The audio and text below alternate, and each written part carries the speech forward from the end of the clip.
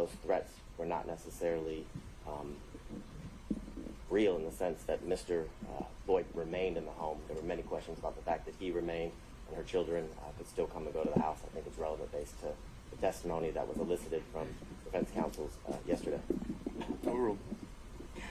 Well, these South Fulton police, first they put a car in front of the house that was there permanently, a police car. That was thing one. Thing two, they brought a person with a dog sometimes more than once a day, twice a day, and they would circle the house to look for bombs.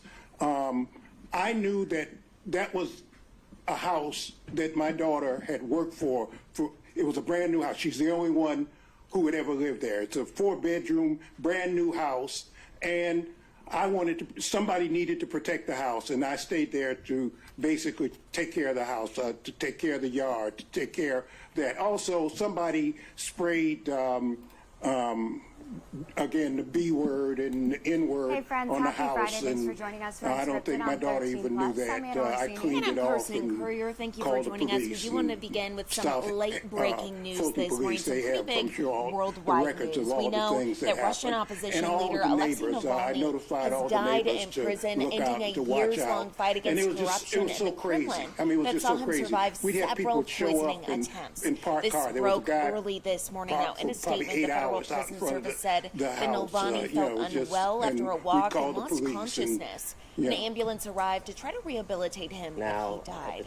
A prominent critic of President Vladimir Putin, Navalny was serving a 30-year sentence on charges of extremism. A spokeswoman representing Navalny posted on social media saying that the politician's team has no confirmation of his death and that his lawyer was traveling to the town where he was held. Now, Vice President Kamala Harris speaking out about his death this morning. She says the U.S. is still trying to confirm those reports that he did in fact die in prison, as Russian authorities have said. Harris also adds that Russia is responsible, and they will have more to say about that later. Of course, we're going to continue to follow this throughout the day for you and bring you any updates as soon as we get them in. How often would you We're going to go ahead and take a live look out at Manhattan this morning, where a verdict is expected in former President sometimes Donald every Trump's day, fraud trial sometimes today. every other day. He millions of dollars in penalties and even a ban from doing business in this state. In this case, the New York Attorney General is seeking $370 million. The decision was supposed to come down on the 31st, but it was delayed because new information was discovered. Closing arguments for this were held on January 11th. Now, it's already been a big week in court for Trump. Just yesterday, a different New York judge ruled that Trump will stand trial March 25th on charges that he falsified his company's records as part of an effort to buy the silence of people with potentially embarrassing stories about alleged infidelity. Now, Trump says he's innocent, but if the schedule holds, it will be the first of 4 criminal cases against him to go to trial. Of course, we'll keep an eye on this today and bring you any updates. Make sure that you have our app just so that you get those updates as soon as they come in. Something else we're keeping an eye on today, the Crumbly case. Now, we know that his wife was charged and convicted of 4 counts of manslaughter for the mass shooting carried out by their son. And now the father of the teenager who killed those 4 students at the Oxford High School is requesting a venue change after his wife's recent conviction. James Crumbly's attorney says that he will not be able to get a fair trial with an impartial jury because of the mass shooting and it affecting that community so deeply. The brief also cites the sustained media coverage of both him and his wife's cases. Now, earlier this month, we brought it to you right here on Unscripted on 13 Plus. We let you see that ruling in real time. Jennifer Crumbly was found guilty of 4 counts of involuntary manslaughter. Oakland County prosecutors argued the jury selection process worked in her case and it will work again. The judge is expected to address the motions at a February 21st hearing. We'll definitely keep watching this for you. We'll update you with the very latest as soon as we learn more. And right now, a hearing is underway in Atlanta to determine if Fulton County District Attorney Fonnie Willis should be disqualified from the Trump election interference case. Taking a live look inside of that courtroom right now, this is day 2 of that hearing. Willis is the locally elected DA who issued dozens of indictments against Trump and his allies, accusing them of trying to overturn Georgia's 2020 election results. And the question now is whether or not both Willis and her special prosecutor will be disqualified from this case and this investigation because of their romantic relationship. Now, this all came to light in early January through a court filing by one of Trump's co-defendants. If Willis were disqualified, a counsel that supports prosecuting attorneys in Georgia would need to find a new attorney to take over. That successor could either proceed with the charges against Trump and 14 others or drop the case altogether here. Even if a new lawyer went forward with the case, it would likely not go to trial before November, when Trump is expected to be the Republican nominee for president. Now, we do have live coverage on our website if you would like to follow along. That is KOLD.com. Be sure to stay with us on air and online for the very latest updates. And taking a live look outside right now, same thing that we've been seeing, those clear blue skies, lots of sunshine, and gearing up for quite a few events this weekend. The big question that I think a lot of people have, especially people who went up to Phoenix last weekend and were kind of not pleased with the weather conditions for the Phoenix Open, wondering if they are going to experience any of those same weather conditions heading into this weekend with the Tucson Rodeo, the Pets of Pima Parade. Good news is we have First Alert forecaster Ali Potter here with us, and it doesn't look like we're going to have anything that interrupts those weekend plans. No. So the only thing we're going to take from the Open, the sunshine. Oh, which we saw on Sunday. I was like, please don't say the drinking. No. Well, it depends on what you do this weekend. Yeah, if you go to the rodeo, you can do the grazing pass. That's true. There you go. Yeah. So, or at home, poolside. There you go. A little bit safer. So, but this weekend's going to be really nice, ladies. So get ready for this, folks. Are you ready for the weekend? Happy Friday, by the way. I hope you guys had a wonderful or having a wonderful day right now. So Saturday, 75 and sunny. Gorgeous. Thanks to Joe Nichols. You know, he wrote a country song about it. On Sunday, that sunshine sticking with us, 76 degrees. By the way, if you are going to take your pup out for a walk this morning, those conditions are looking great. And if you don't have one, that's okay. Duke would love to go home with you. He is available at Pack for Adoption. He even comes with a little bit of a crown. How cute is he? By 10 o'clock this morning, at 58 degrees. By 1 o'clock, 69. By 4 o'clock, 71 degrees. Live look on Tuamaque Hill. Gorgeous conditions. Not a cloud in sight. We're just seeing all that sunshine in the mix. We've been keeping an eye on this camera actually all morning long. And in fact, lots of folks are taking advantage of these nice temperatures, that sunshine. A light jacket, though, is needed because we are sitting at 49 degrees in Tucson, 51 Sierra Vista, 44 for Nogales, Wilcox. By the way, Wilcox, you were sitting cold this morning in the 20s. You've definitely warmed up, literally doubled the temp-wise. 44 in Safford, 51 if you're in Marana. Great hiking weather today as well. By noon, 67. By 2, 70. And then by 4 o'clock this afternoon, 71 degrees. By 6 o'clock this evening, that sunshine still in the mix, of course, at 67 degrees. Radar dry and clear. I'm going to just tell you right now, we're not tracking any type of storms. No rain in sight, no snow, just some sunshine and those warmer temperatures sticking with the 70s for now. That's all going to change. In fact, this ridge of high pressure is really starting to build, especially early next week. That high pressure means that we're going to see those warmer temperatures. We're going to see the 80s back in the forecast. By the way, our normal for this time of the year is 69 degrees. Today's forecast, our neighboring towns, 71 degrees in Tucson, 69 if you are in Nogales, 71 for Green Valley. Douglas sitting nice in the 60s, 68 for you with lots of sunshine on tap. All right, question. What are you guys doing on Sunday? Well, I think you should join the ladies and I. We're going to be at the Pets of Pima Parade. It is going to be a wonderful time. A little light jacket might be needed by that 10 o'clock start time, though. At 60 degrees. By 11 o'clock in the morning, 66. And by noon, 70 degrees. The good news is the wind speeds are going to be on the calm side. So say hello to us. We'd love to meet your furry friends as well. And I've heard that there's also lizards and snakes. We've also seen some goats there. So yeah, everyone is welcome. Today's forecast, get out and enjoy. And this weekend, and even next week, we're seeing that sunshine in the mix. 71 degrees on your Friday, which is today, obviously. This weekend, the mid-70s in the forecast. That 80-degree mark on Tuesday. Woo! It's going to get a little toasty. Carson's going to the pool. Anna, what are you doing? I don't know. I have no idea. I can't think past like what I'm doing today because it's just been one of those weeks. But that is nice weather. Anything above 75 is a cool day. I'm not going camping. I can promise you that. I'm dropping my mom off to go camping. Is what I'm doing. Well, it'd be good camping while they're Yeah, there. glamping. Just get like an RV. You know, I have to watch the dogs, so we're gonna stay indoors. Ooh, yeah. okay. So Take her a walk. I'm going to take one for the team and stay inside. But I hope that my family has the best time camping. There you go. I will not be doing that. To each their own. I'm just not going to. That's okay. Yeah. It's. Someone has to watch the some dogs. people's, yeah, right, and they're indoor dogs. They told me, so I'm really sacrificing. they told you. I'm Okay. sacrificing my camping trip for them, for welcome to all my pets. You're so great. Selfless. That's That's what it's all about. Exactly. Love it. Thank you, Allie. Yeah.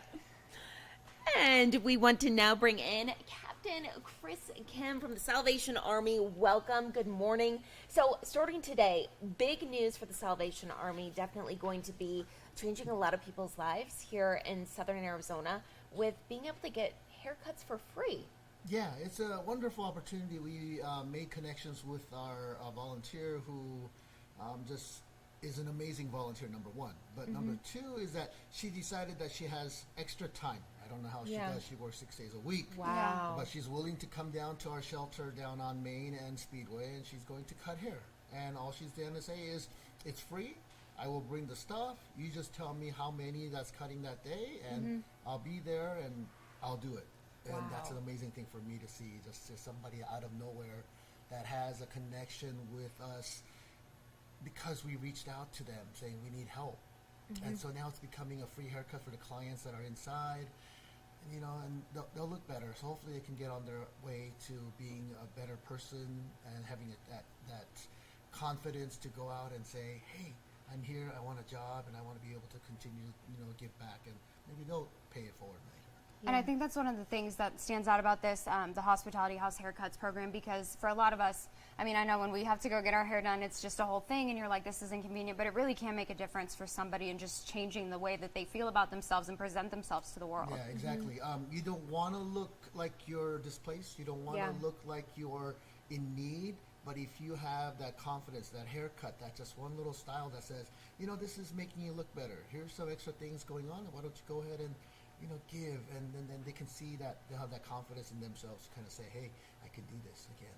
Awesome. So we know that's beginning today. What do folks need to know if they're interested, if they want to show up to get one of these free haircuts? Is there certain hours or days that this will be going on? That's going to be up to her schedule. Okay. Unfortunately, like I said, she is a wonderful person, but she works 6 days a week, and then she's taking that extra time off just to make it for us. And that's something they can just reach out to our shelter or our PR director, and she'll be able to get with them and make sure the schedule's there. We're going to serve clients in-house first, but if there is time, we'll be able to maybe reach out to the community.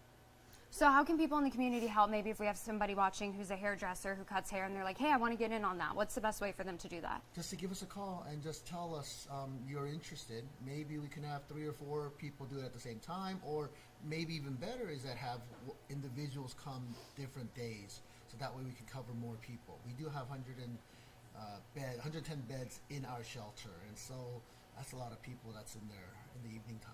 Yeah, well, hopefully you guys have a full salon at some point. Yeah. Everyone just calls. I like that. My hair needs a little Yeah, you're like, if I could just get that done when I'm on the clock, that'd be great. I'm good with that, too. Yeah. Awesome. Perfect. Anything else that people need to know? Maybe they just want to donate to the Salvation Army or give back or volunteer, or anything else you just want to mention? Yeah, lately in the last few years, we have been a little short on our donations. So if you are willing to give, the Salvation Army is going to use it in the neighborhood that we give to, and 83 cents on the dollar will go back to the community.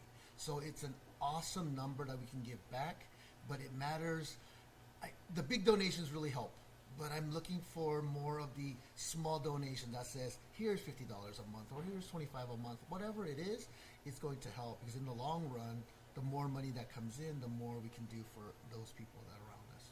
What about for people who maybe don't have as much wiggle room with their budget? Are you guys taking volunteers, just like donating time? That's one of the things that people have to offer. Is that something that you guys are looking for, more volunteers? Yeah, we have a lot of things we can do for volunteers. There are 4 locations that they can help us out at, and we have everything from after-school programs and tutoring kind of thing where they can come and teach or volunteer to teach. And there's programs where you can basically sit at our intake desk, help out with extra help at the shelter. There's many things. Kristen Ullman is our volunteer coordinator. If you just want to, just reach out to the shelter and just say, hey, I need to talk to somebody to volunteer my time. And the shelter's open 24/7, so we'll fit you in. You're like, we'll find the time. Yes, Exactly. We will. Perfect. Well, thank you so much. Thank you very what a much great for having me. program. Yeah, of course. Yeah. Thank you. Thank you. Perfect. Well, something else we want to mention, of course, we talked a little bit about it with Allie. Pets Pima Parade this weekend. We also have the Tucson Rodeo, all the Lots things. of stuff. All the things. So Yasmin Lopez has your weekend preview, kind of what you can expect and why you should go out to some of these events and just soak up the sunshine and enjoy all the puppies this weekend. Right, lots to look forward to. This is Yasmin Lopez. The town of Sahuarita Parks, Recreation, and Community Services are soaring to new heights at Let's Fly. Let's Fly is an all-ages event. Join them at North Santa Cruz Park to decorate kites and enjoy raffle prizes, drone flying, and so much more. You won't want to miss all the fun. It takes place Saturday morning from 9 a.m. to 11 a.m. The Tucson Roadrunners are finally back at home and ready to hear you cheer them on. This Friday is college night. Students are in for just $10, and Saturday is one of their biggest nights of the season. It's family night. They're giving away youth jerseys to the first 1,000 kids who enter the arena. Lots of fun for the whole family. Get your tickets online. The 2024 Pets of Pima Parade and Friends of PAC Festival is the most heartwarming, positive, and transformative event of the year. We celebrate the parade every year through Friends of PAC. So Friends of PAC puts this parade on as a big fundraiser for all of the amazing stuff that they do for pets here in Pima County and at PAC. And it's essentially just a really big, fun day. People bring out their pets to walk in the parade. We have tons of community partners. We'll have an adoption festival with vendors afterwards. So there's just a lot of fun stuff that'll go on that day. Walk, wag, slither, and swoop with our pet community in the 4th Avenue District this Sunday. That takes place from 10 a.m. to 2 p.m. And the 99th annual Fiesta de los Vaqueros Tucson Rodeo is kicking off this weekend. Enjoy bull riding, women's barrel racing, tie-down roping, and so much more. Performances last all week long. Don't miss out on all the fun. Tickets are still available.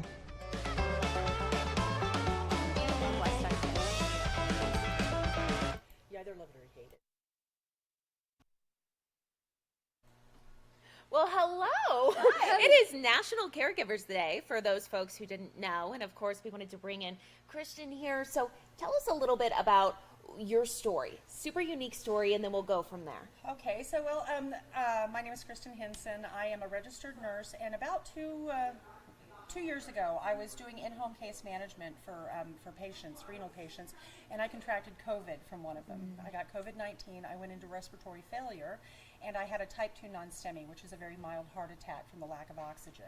So for the next 8 months or so, I was on oxygen. I went to cardiopulmonary rehabilitation at St. Joseph's Hospital, and they were absolutely fantastic. I credit them for getting me off of the oxygen, but after that, they had a job fair, and I ended up working for Carondelet. Wow. Because they were so wonderful with me, and just everybody, the whole staff and everything. They were so wonderful. I wanted to be part of that team. So I am now their clinical informatics nurse at St. Mary's and St. Joe's. What's such a full circle I know story. it is. Really What's it is. like to be on the other side of it, to be a caregiver and then to be somebody who needs somebody to help them on a day-to-day basis? What's it like? You know, I know there's an old adage that nurses are the worst patients ever, and we really, truly are. We're the worst. I was more worried about my patient because he was post-stroke, and I was more concerned about what was going on with him.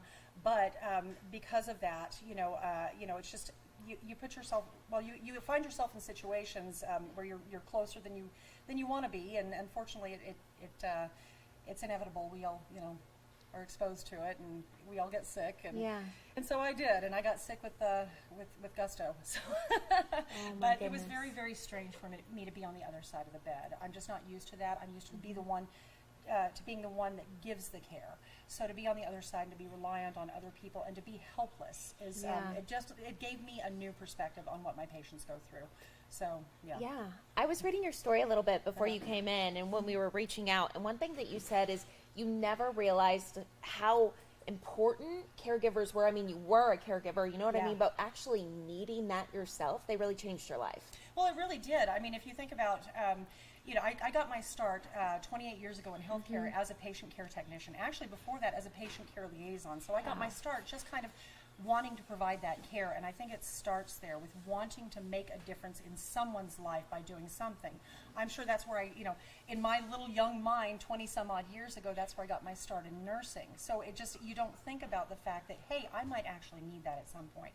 But somebody had to take care of me when I was so sick. When I couldn't think, I couldn't eat by myself, I couldn't fix my own meals, somebody had to do that for me.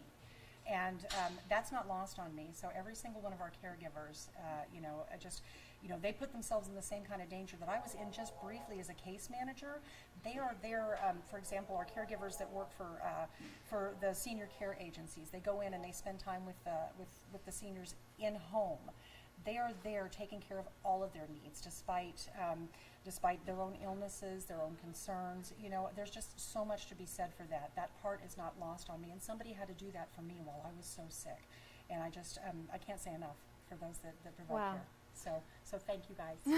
I think another part of it too is that, and like TikTok honestly has shown me this side, is that when you see caregivers, they go in, they put on a brave face every single day, and then there's caregivers who will get back in their car and break down in tears because somebody had a bad day or they get this emotional connection to somebody who's maybe in hospice. Yeah. Aside from obviously the risks of getting sick from somebody like you did, the emotional weight that your job has every single day to be that person who's putting on a brave face for somebody else who might not be as brave. And that's exactly it. It's just, we are, as caregivers, as nurses, as anything, and this is really more about the caregivers because nurses have our own week, but caregivers particularly, because they really do, they really do give everything of themselves, every single thing of themselves. And you're right, I've seen them go through and go out to their cars and break down, and afterwards, because it takes an emotional toll. We're all human, and when you are that involved in someone's well-being, they become a big part of your life. Yeah. And to see them suffer or to see them hurt, it's going to take an emotional toll on you. So yeah, that part of it, it's the part that I guess we don't really talk as much about, so I'm glad to see that it's getting some recognition for sure. Absolutely, because I think that you make just as much of an impact on their lives as they do 100%. on you. For sure. Yeah. For sure. It's just humans helping humans. I love it. Well, you make it sound so simple, but it's it's a very admirable thing that you do every single day. I don't mean to downplay it because you're absolutely right. It's a huge undertaking, and I personally feel if we're not on this earth to serve others and to help others, what are we doing here? Exactly. No, why are we here? So it is National Caregivers Day, something that we talked about a little bit earlier in. It was in January. Was it January? Yeah, we talked about caregivers and just the importance heading into the holiday season. Exactly. And one thing we talked about was it's kind of hard. There's not really a way you can give back. You know what I mean? So just being able to say thank you, I understand, like I'm here for you. Or what would you say if people want to give back to caregivers today? What's something they can do? Oh gosh! Wow. Isn't it a little hard? It's hard. How to care for a caregiver. Yeah. This is a crazy thing because I can tell you, caregivers don't tend to think of themselves, and we don't think, how would I feel appreciated? Because we're, it's just, but just a thank you, a thank you and an acknowledgement that hey, you know what? Maybe you're having a rough day, and I just wanted to say thank you for what you did, and I see you and I hear you. Well, thank you. Yeah, thank you very much. We appreciate it. Thank you for being on. And happy National Caregivers Day. Thank you so much. And what a great story. Congratulations for how far you've come. Thank you so much for having me. We appreciate you. Thank you. And we want to go ahead and end today with a trending story online, something we've talked about a lot, something that I know, and I never thought I'd say this, something that Carson's done talking about, actually, the Taylor Swift, all the craziness with her and Travis Kelce, but this is a very sweet story. So the woman who was the victim in the Kansas City Chiefs parade shooting, Taylor Swift actually donated $100,000 to the family of that victim through their GoFundMe page. Wow. Yeah. Absolutely great news that she did that, and I know the family definitely probably appreciates that, but such sad circumstances here. Right. We want to take a look at the GoFundMe page. You can actually see, so their goal was $75,000. They've already raised $243,000 thanks to Taylor Swift's donation here. You can see right there $50,000. Did she do another donation? Yeah, she did too. So I don't know if it'll show you, but she left a little note on there. Let me see if you can just click on her donation. Oh gosh. So she did two back to back. And she did leave a little statement there when she donated that money. Obviously you don't know if it was Taylor Swift or her, team doing that. But either way, very selfless for her to do. She said, "Sending my deepest sympathies and condolences in the wake of your devastating loss. With love, Taylor Swift." So super sweet. Very sweet. Definitely our thoughts and prayers are going out to that family. Still waiting to hear more about the rest of the victims in that shooting, kind of what their conditions are. A lot of us waiting to hear what's happening with the 3 individuals that are in custody. So something that we're going to continue to watch throughout the day. But again, if you want to maybe give back, this is her GoFundMe page. You can see here Elizabeth Lopez Galvin. It's her memorial page here. Or another good way that you can give back today, of course, if you do know a caregiver, since we just talked about National Caregivers Day, send them a Starbucks gift card. You can do it on your phone. That's a good way to do it. Send them a $5 Starbucks gift card. Give them a thank you, give them a shout out, because they do so much for us. So we just wanted to kind of circle back on that. Or go on Salvation Army's website. Donate some of your time. There's a lot of things you can do. There's a lot of things you can do. A lot of things you can do to spread Absolutely. positivity, because we know that it's been kind of a heavy week. We want to take a live look outside one more time. Look at those beautiful skies. Lots of sunshine. Absolutely. Yeah, lots of sunshine, lots to look forward to this weekend. Thank you so much for watching this episode of 13 Plus, Unscripted on 13 Plus, with Anna Orsini and myself. We hope you have a great weekend. Thanks for watching.